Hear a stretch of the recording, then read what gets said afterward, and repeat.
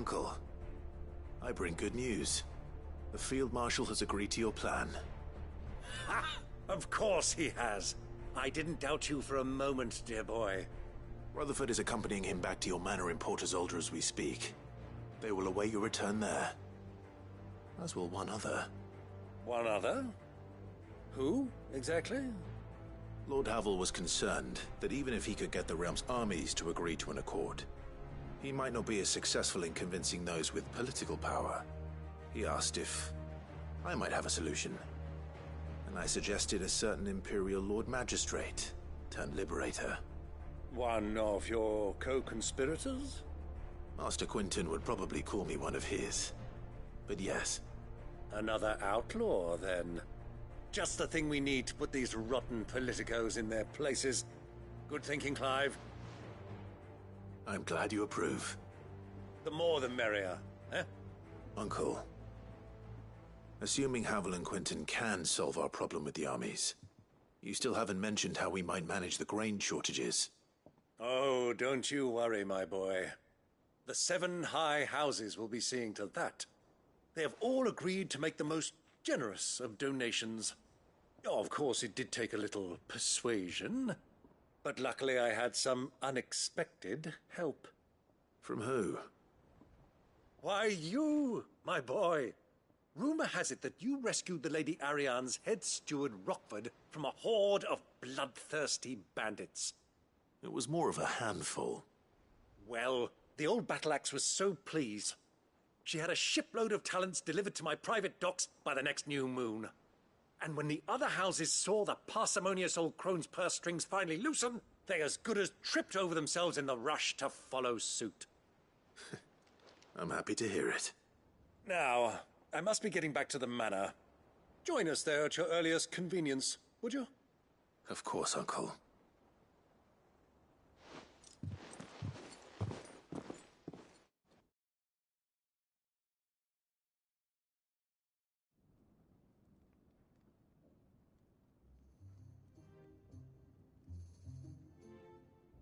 And how, pray tell, will we get that grain to the capital if the roads are still overrun with Akashic?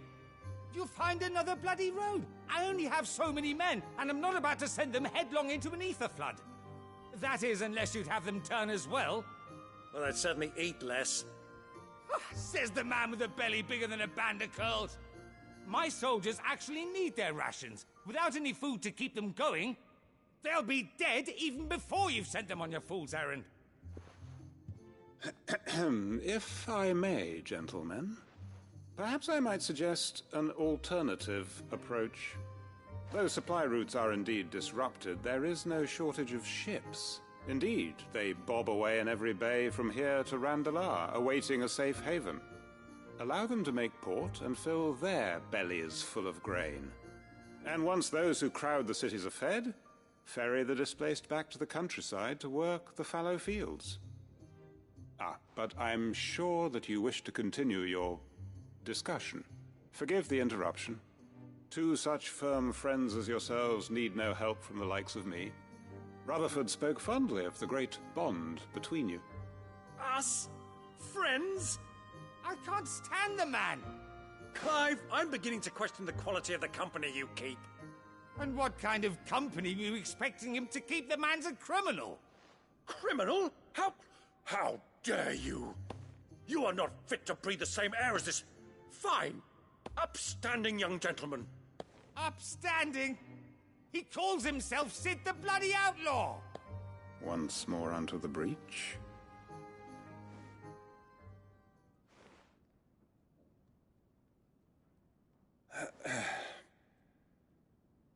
Shall we begin again?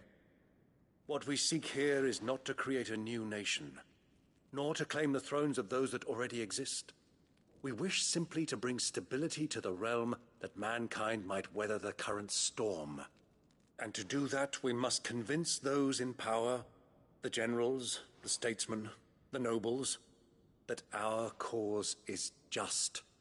There will be disagreements, yes, and I imagine some resistance, much resistance. But we cannot let that deter us. If we show them the path, show them that we walk it ourselves, then I am confident they will follow. The fate of the world lies in my nephew's hands, but the well-being of her people lies in ours. And we must not squander the chance that Clive has given us. Uncle Byron, Now, with that settled, let's move on to the signing of the Accord. For what great moment in history hasn't been accompanied by a little ceremony?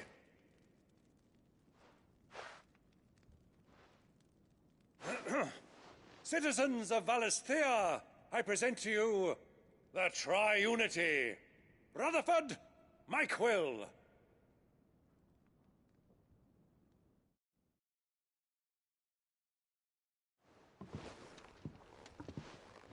Well, my boy, the stage is set.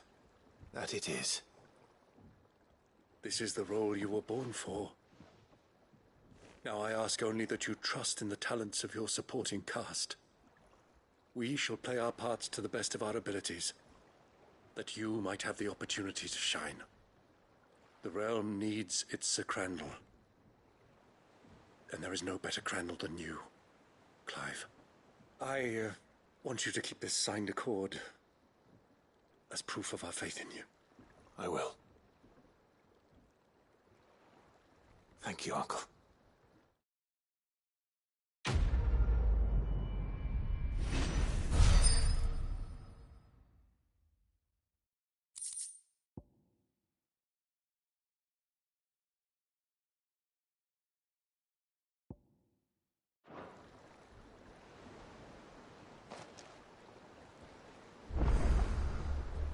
Sorry. Can't take you where you need to get to. But the Argo and me will be waiting when you get back.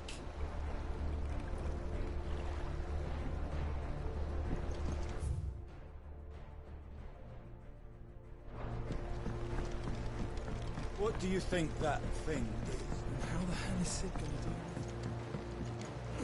it?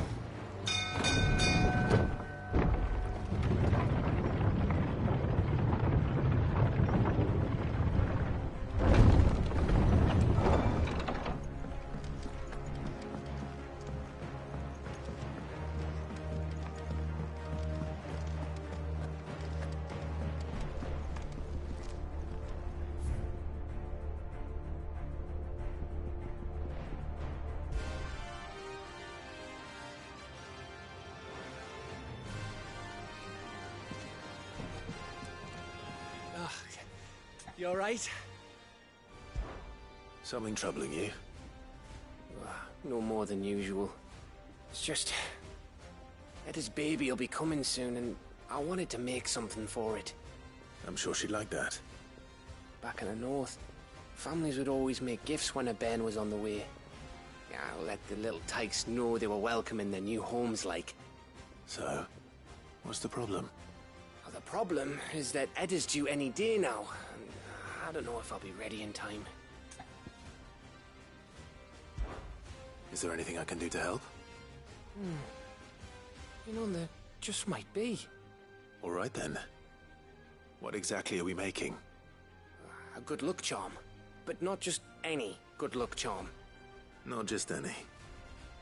No. One made from the feather of a silver chocobo. There's naught lucky in all the realm, or so we used to say back home anyway. Thing is, they're hard to come by. Had Otto and Karen check with their suppliers, but nothing. I try and track one down myself, only... Only the big day is fast approaching. And that's all you need. A feather. That or the bird whose horse it's attached to, aye.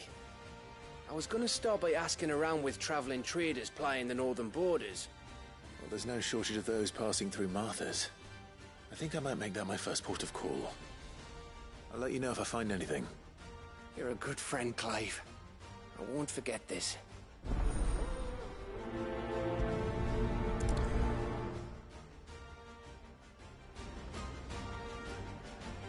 Can't say I've ever seen a silver chocobo myself, but I have seen one of their feathers.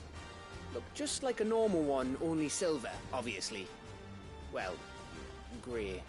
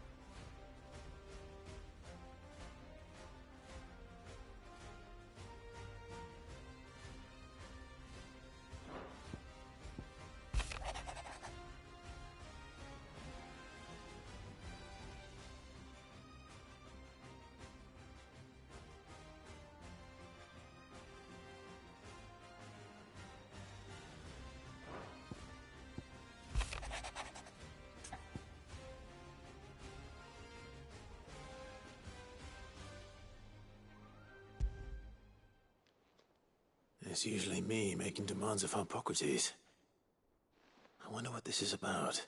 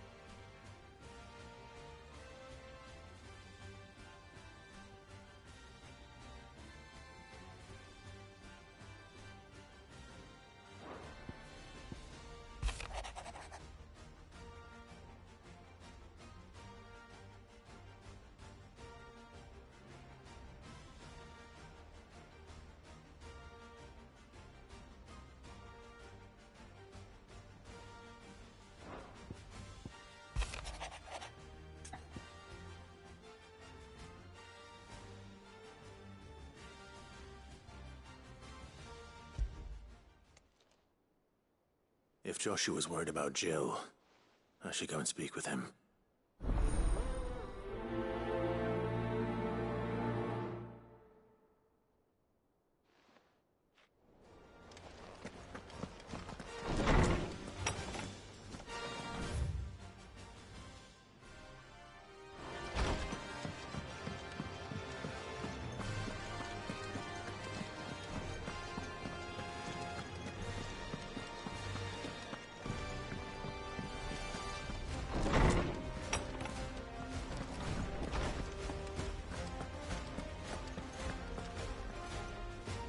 Lawsman Harpocrates, I received your note. Ah, yes. I expect you're wondering what this is all about. You spoke of making amends with Dion, but I can't imagine what for. Then I should begin by telling you that I was once his tutor. This was some years ago, of course, before I joined Cid in his hideaway. At that time, I was counted among the foremost scholars of Oriflamme, and was accordingly invited to the palace to supervise the young prince's education, all to ensure that the future emperor had a firm grounding in, well, everything an emperor should. History, religion, commerce, government. Alas, our time together was cut short when Dion left to join the Dragoons, his studies no longer being deemed necessary. I had not expected to meet with him again, least of all here. Have you spoken with him? No, I have yet to find the right moment. His Highness always seems so preoccupied, especially when alone. I would not wish to disturb his ruminations with idle words of greeting, not when I know he dwells upon the evil Ultima had him commit in the Dominion. The guilt weighs heavily on him, I know. But as you say, that was Ultima's doing. Surely you can't blame yourself. When I first met him, it was not guilt, but his people's expectations that weighed heavily upon him, and I did nothing to ease that burden. He bore it alone, until the day he could not bear it any longer. It is one of my greatest regrets that I only ever offered him my wisdom, when what he truly needed was friendship. The blame for Dion's transgressions lies not only on his shoulders, but on mine. I see. I'm ready to help you in any way that I can. Then I beg that you bring me a wild wyvern tail. Apothecaries across the ages agree that even to glimpse such a flower is to be granted inner solace. Fabulists and fraudsters all, of course. But there is oft a seed of truth to be found where even the most outlandish opinions align. Well, it can't hurt to try. Where can I find this flower? And how will I know it? You have seen cultivated wyvern tails before, I trust. The lily-white blossoms from whose roots the poisonous ink for the brand is distilled. Well, Those which grow in the wild differ only in their purple hue. The harsher the environment in which they are raised, the deeper the color.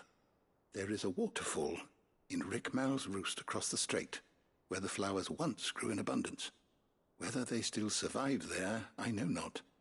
But try as I might, I can find no likelier location. It's all right. I'll find you a wyvern tail one way or another. Thank you, Clive. And please, be safe.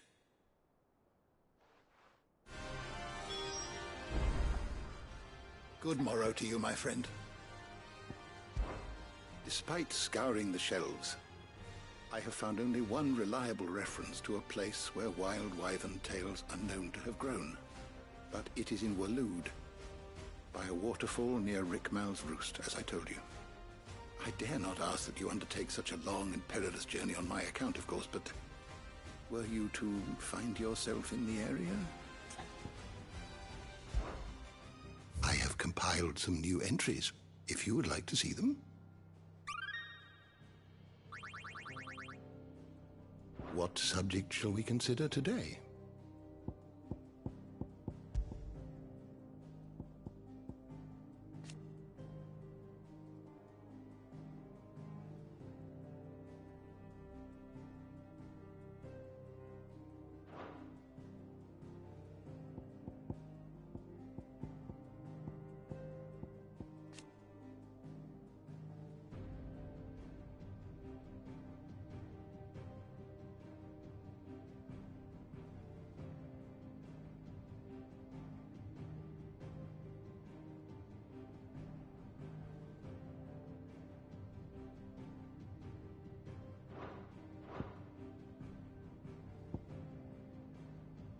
The door to the shelves shall ever be open.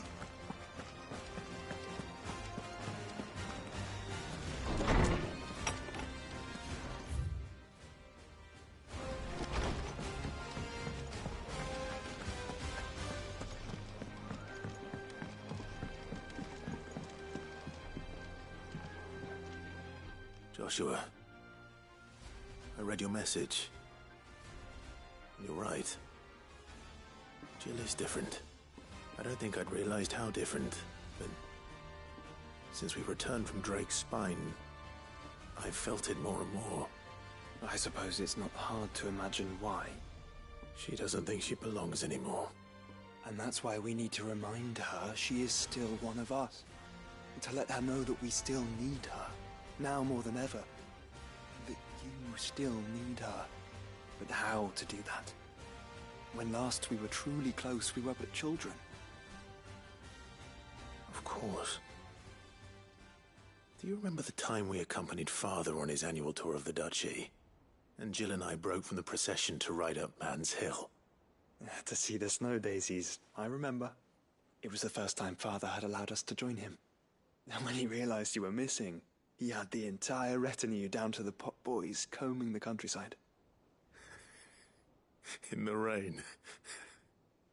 A thunderstorm forced us to take refuge in a grove of oaks before we'd even made it halfway there.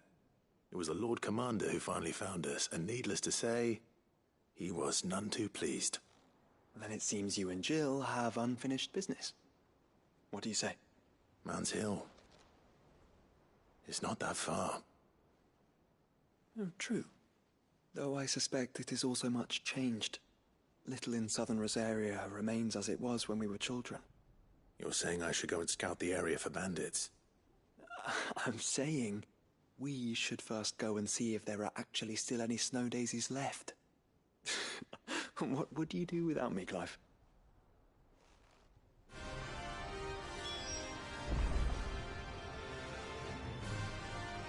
I can't say my travels ever took me back to Man's Hill. I'm curious to see how it has fared.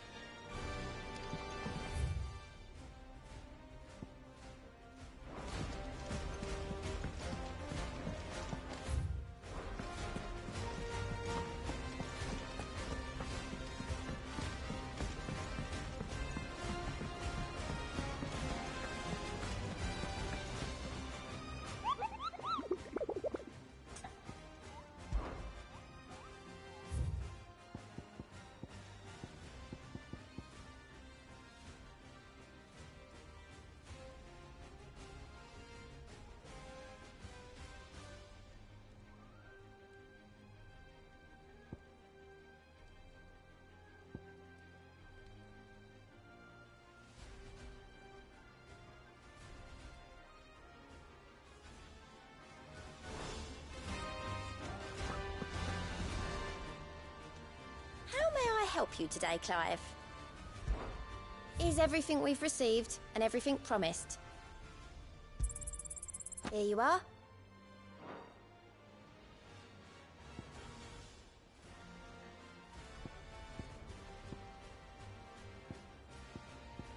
Best of luck out there, Cid.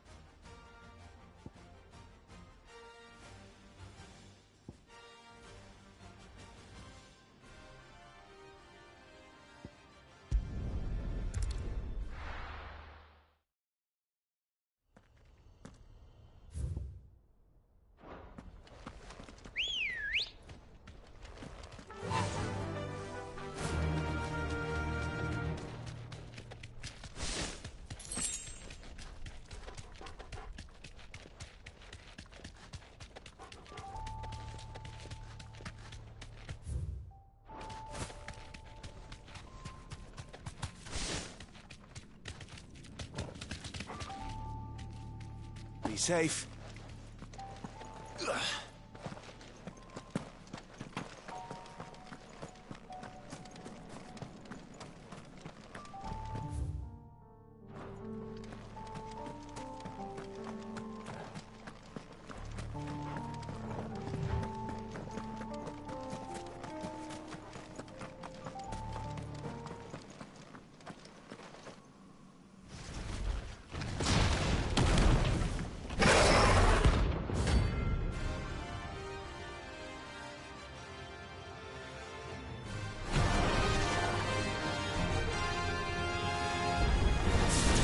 Who's here to meet us? Pity they don't seem to be visitors. Get him! Sick 'em!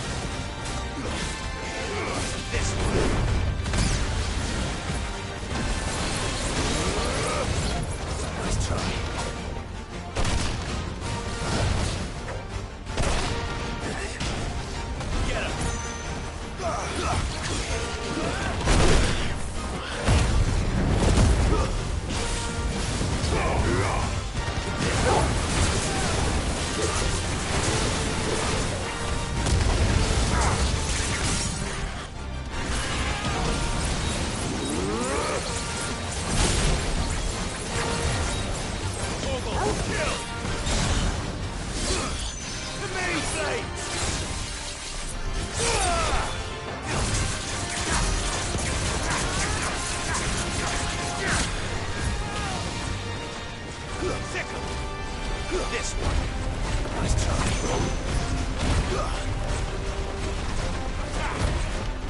This one! You're good. Get him!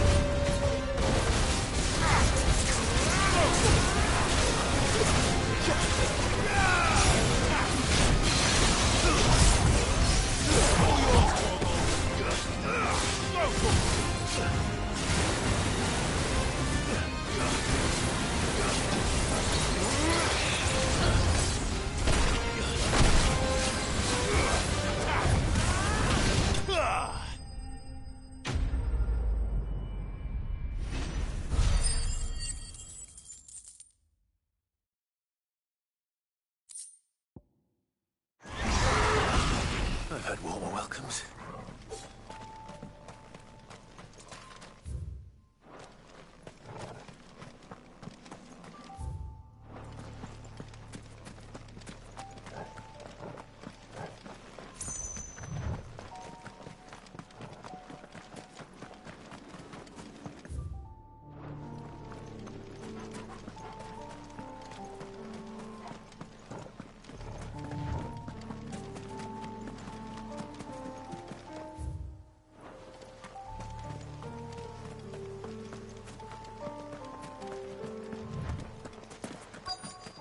This be Mickelberg.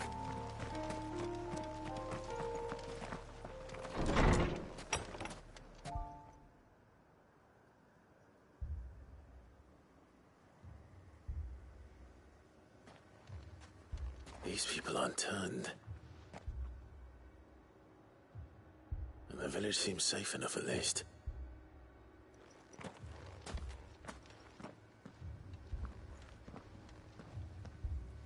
What is going on here?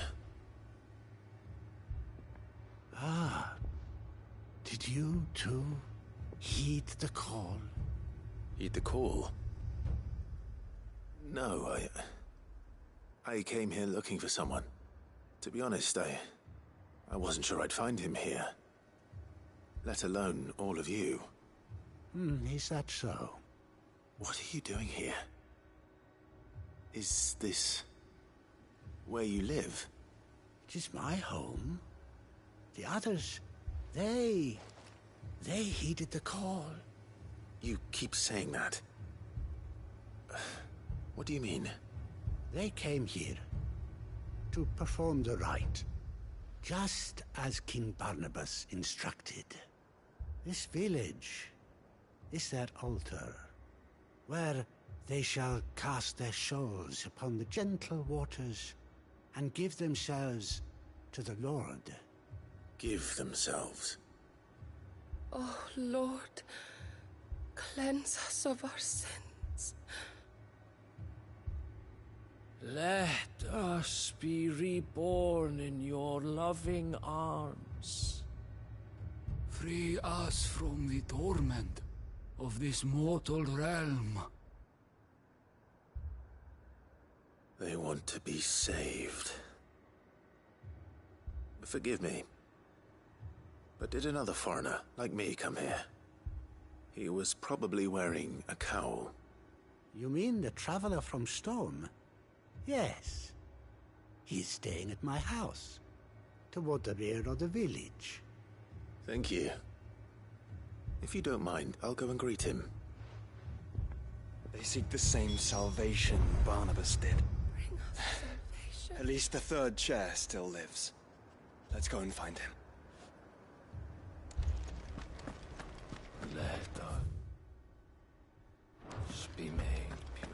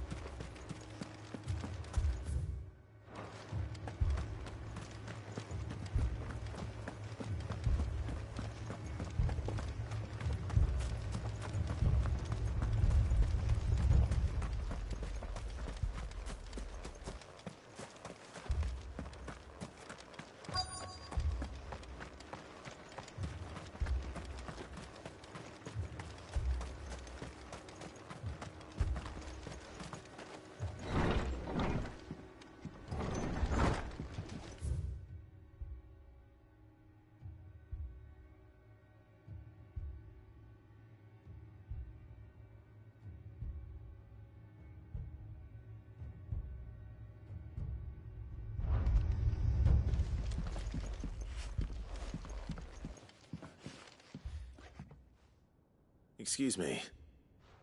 Are you with the Undying? I am.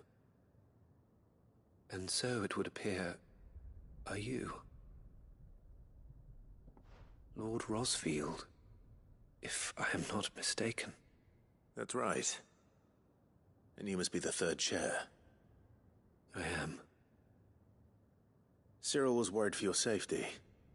He sent me to find you. Then I must apologize. I did not mean to trouble the bearer of the burning quill. Much less you, my Lord Marquis. He said that you had failed to report. Is there a reason for that? I came here to study the followers of this new faith. But the more I learned of them, the more my own faith began to falter. You have seen them at their prayers, have you not? They devote themselves to the veneration of their Lord with a fervor I have never seen before. Praying night and day that they might be rid of their wicked wills and reborn in their Saviour's light. Not that they might be granted respite from their worldly woes, but so that they might continue to serve him. Serve him with all of their beings. I, too, swore to devote my life to the service of my Lord and Master, but this... 'tis different. It is more. And so I would see it through to the end. See these people safe, that they might achieve their dream. That they might do their duty to their Lord. Even if it should keep me from doing my duty to mine. You do understand what their dream is, don't you? I do, my lord. They would cast aside their wills and become Akashic. I know that it may be hard to believe, but to these people, that is the very essence of salvation. Forgive me, my lord, but I must remain here. If you are to return to Master Cyril, I would consider it a great... Did you hear that, my lord? Something is happening. I'll go and find out what. Stay here.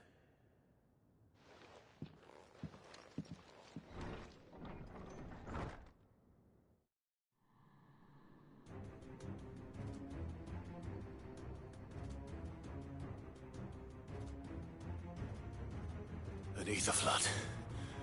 Oh no. There must be something I can do.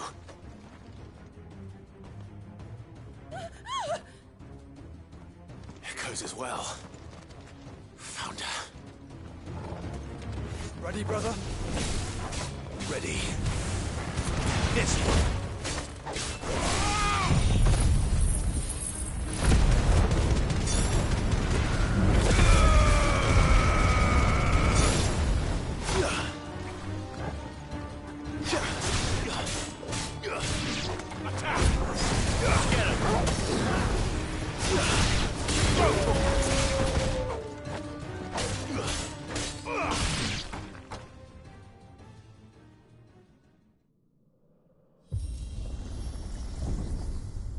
What now?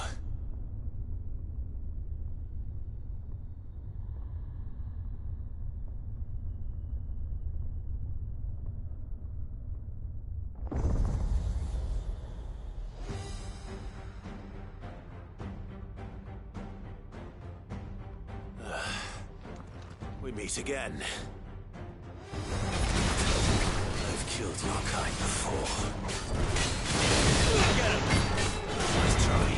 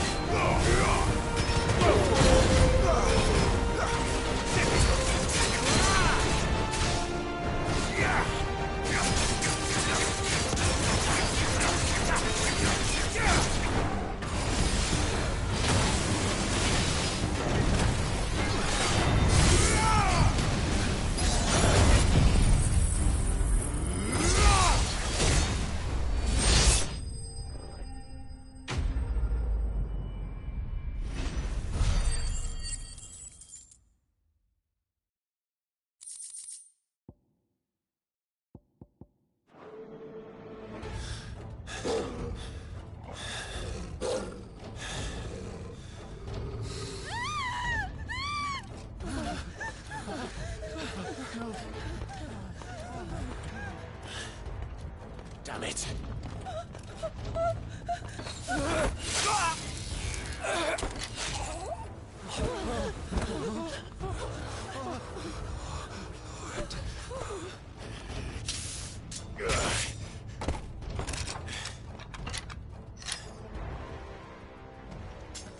Don't you die. Come on, speak to me. I had to save them, that they might have a chance to find true salvation by devoting themselves to the service of their Lord. Just as I did when the Undying plucked me from the gutter and gave me a cause to believe in. A duty to serve was everything to me, and I would not deny them that fulfillment, even if they must become a Kashyyyk in order to achieve it. Forgive me, my Lord Marquis. I did not mean to trouble you with this. My findings. Could you deliver them to Master Cyril for me? Of course. Your duty will be done.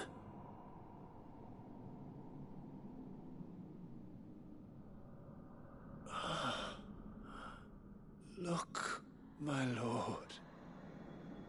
They are saved.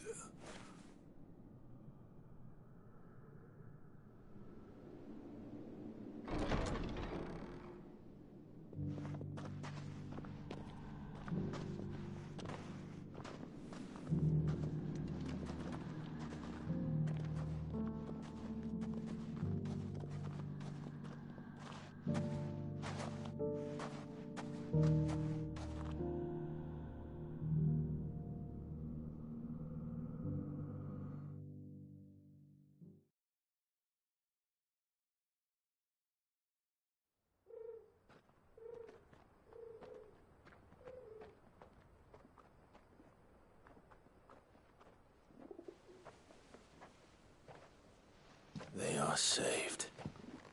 Found her. I should get this report to Cyril.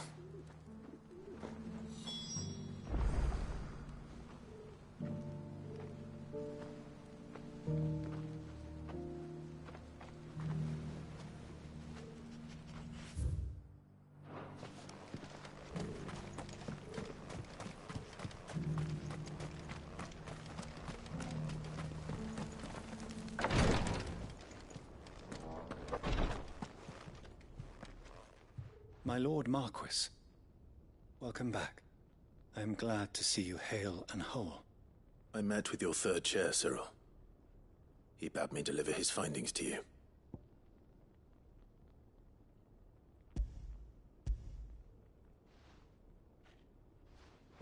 Thank you, my lord. He remained in Ash? He died protecting the villagers from an echo. I buried him in Mickelberg. I'm sorry that I couldn't save him. If you could not save him, no one could. The villagers, they were believers in this savior cult. They prayed to their god that they might be unburdened of their wills. Then an ether flood came, and their wish was granted. Your brother sacrificed himself that they might live, even knowing that that life was death by another name. Then he perished defending liberty. A hero's end. For the right to choose how one dies is no less sacred than the right to choose how one lives. Sid would agree. He wanted to build a world where people could die on their own terms. A noble ambition. To die for one's cause is the most perfect expression of one's faith. It matters not how misguided others might judge one's decision to be. Only that the decision is one's own. We live according to the teachings of our order. We believe in them, We protect them. And yes, we die for them. For better or worse, that is our creed.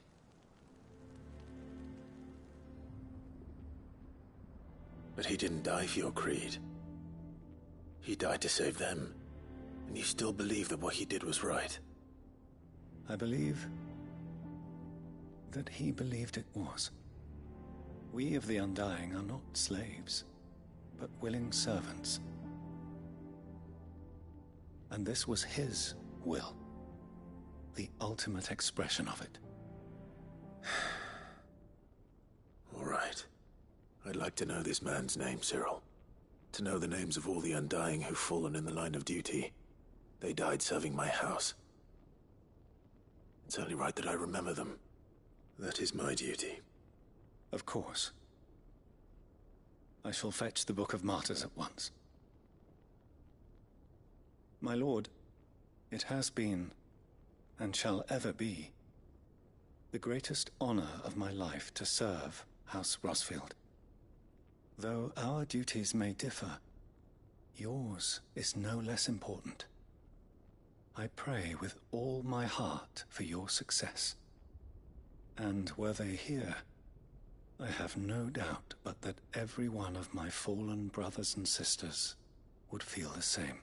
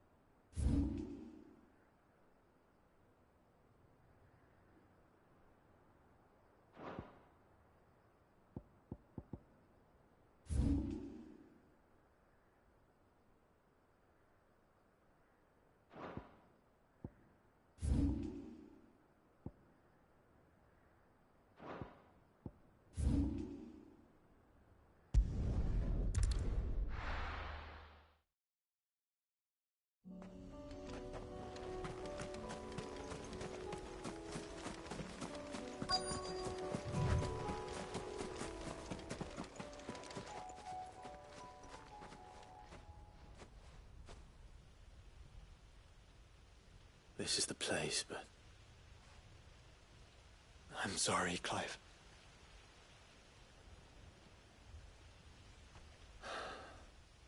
Has nowhere been spared. What do we do now? We keep looking. Man's Hill cannot be the only place where snow daisies grow. Perhaps, but... it's the only place I know of. Knew of. Then why not ask someone who might know of another? Someone at the backyard? To the hideaway, then.